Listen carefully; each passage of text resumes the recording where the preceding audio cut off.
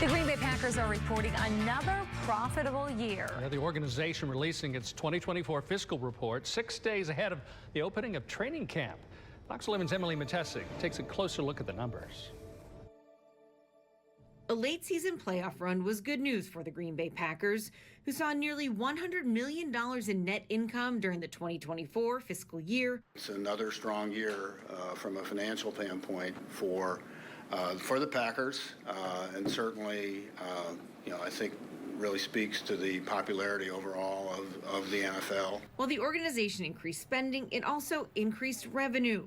National revenue was up to $402 million, a 7.5% increase from the year before.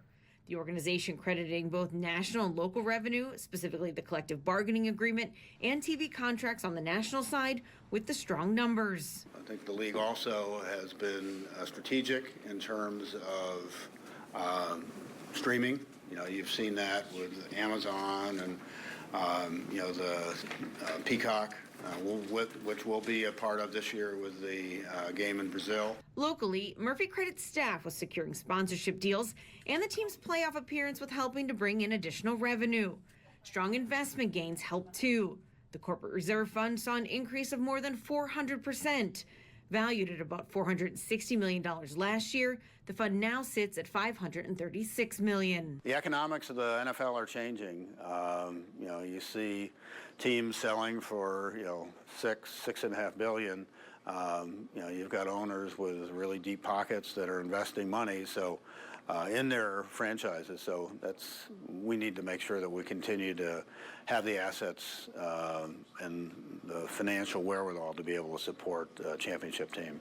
And as the organization continues to invest in Lambeau Field and its football facilities, with both the fans and players in mind, the financial future of the organization, according to Murphy, remains bright. Community-driven, community-based team, but also I think we want to be stewards, financial stewards, and make sure that we're leaving the Packers and the organization better than we found it. In Green Bay, Emily Matesic, Fox 11 News. Back in March, Fox 11 reported negotiations between the Packers and Green Bay, the city, with regards to the Lambeau Field lease agreement came to a halt. The Packers telling us they did cut back on concourse renovation projects at Lambeau Field because of that. Now, Murphy says discussions have again picked up, and he's hopeful for more productive discussions in the future. People love Packers football, and it shows in those numbers.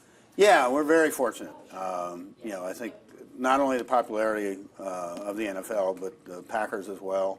We want to be good community partners too. We want to try to remain as affordable as possible. And so the ticket pricing, our goal is to always be just below the league average. I think we've been able to do that.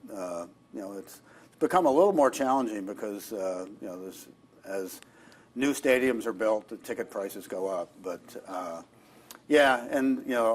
best asset is Lambeau Field. So we're continuing to invest in the stadium, but also in our football facilities, and we want to make sure that we are able to support a consistent championship level team and also provide a great experience for fans.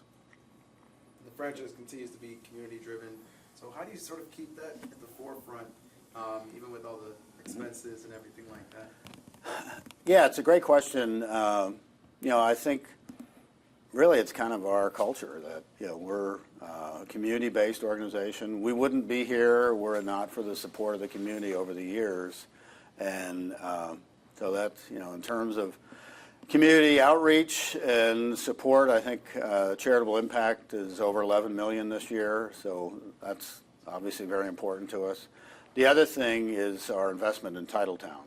I think that's been we view that as a community asset. I think all told, with our partners, since it's been a little over 5 years, we've invested over $300 million in Titletown, and I think that's, the other, obviously with the draft coming up, we might not have been able to host a draft were it not for Titletown. I think that was a key part of our presentation to the league, and that'll be a key part, I think, of, when we do host a draft, that having an asset like that that will be very attractive. Obviously, the stadium is going to be right at the center of everything, but titletown will be very important as well.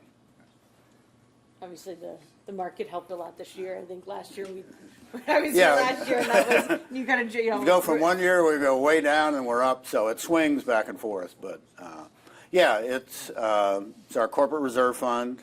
I think it went from $460 million last year to $536 million this year, so pretty significant increase. But it's important for us. We view it really as kind of a strategic fund that the economics of the NFL are changing. You see teams selling for $6.5 billion. You've got owners with really deep pockets that are investing money in their franchises. So we need to make sure that we continue to have the assets and the financial wherewithal to be able to support a championship team. The future looks bright. Well, and not only support the team, but making sure that Lambeau Field remains a first-class place for people to come watch a game. When fans see these numbers, what's one thing they can take away from it? Yeah, I guess the one thing is, that, as we said, we're a community-driven, community-based team. But also, I think we want to be stewards, financial stewards, and make sure that we're leaving the Packers and the organization better than we found it. And a lot of it has to do with the league, the fact that we have long-term collective bargaining agreement. We have 6 years remaining on that. We have long-term broadcast arrangements that are 9 years. So I think the future is really bright for not just the league, also the Packers, and really excited about. The other thing, obviously, I haven't talked a lot about our football team, but I think the way the season ended last year, with the team making a run to the playoffs and then winning a playoff game, I think there's a lot of excitement going forward. And your quarterback will have a new contract? Yeah, well. I had to ask. Right? No, actually, I'm glad you asked. I'm glad you Yeah, asked. No, I tell you, we are very fortunate. We have probably one of the best people in the league in terms of salary cap management and negotiating contracts.